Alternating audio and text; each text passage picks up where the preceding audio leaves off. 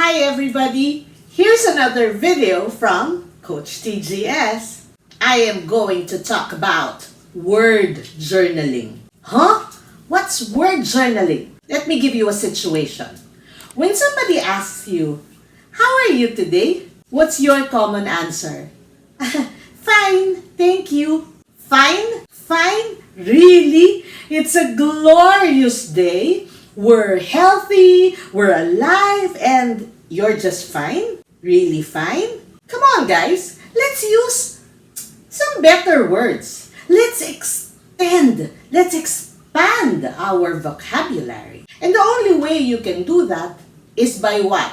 Is by getting to know unfamiliar words. Now, I remember when I was in grade school in College of the Holy Spirit, spelling was a big thing. You have to be the best in spelling. It was even, I think, a major subject, apart from English. Now, what did my teacher do? She gave us 10 new words every week, and we had to find the meaning, how to pronounce it correctly, and use them in a sentence. Remember, we don't have the World Wide Web. We didn't have a best friend called Mr. Google.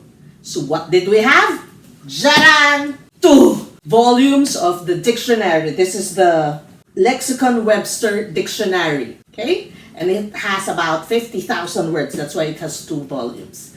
So what we would do is to find these words, try to understand the pronunciation guide, and use them in a sentence. Now you're gonna tell me, but we already have Mr. Google. All you have to do is plug in that word. There's even that, that icon, like the megaphone icon, and it will just immediately pronounce the word for you without you understanding the pronunciation guide. You'll tell me, what is that for? Well, my dear friends, it's actually very useful when you begin learning a new language. I know because I'm starting to study French. Don't ask me why. I'm just so in love with that language.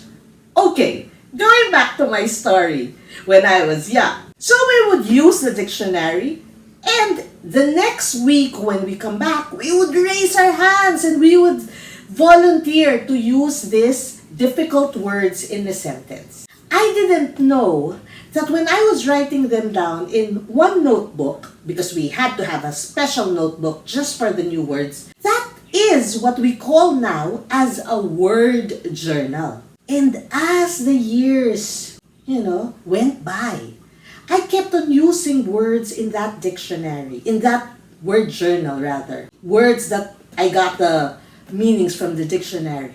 And it became part of my vocabulary. So now you tell me, well, Coach, I can't go back to grade school. My school didn't train me to do that spelling list every week. You know what you can do? Here I go. Read more. Yes, you know how I espouse reading. Why? Because reading will introduce you to unfamiliar words. And once you get that unfamiliar word, please don't be lazy since we have technology to help us now, right? Go ahead and ask Mr. Google or the online dictionaries. Merriam-Webster has actually an online version, and just find out what the meaning of that word is, so that the next time you'd be able to use a bigger word.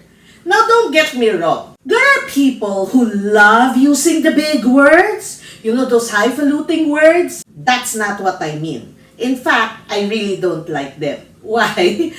Because they want to sound smart. Sometimes when you want to communicate better, the simpler the terms, the better. The message comes across much easier. However, it shouldn't stop you, as I've said, to expand your vocabulary so that when you meet new people, for example, foreigners, or you get to see a report and you read it, you come across this difficult word, it's not too difficult for you anymore because you already know their meaning. It's a handy skill, everybody, to start expanding your vocabulary. So what can we do these days? Please keep a word journal.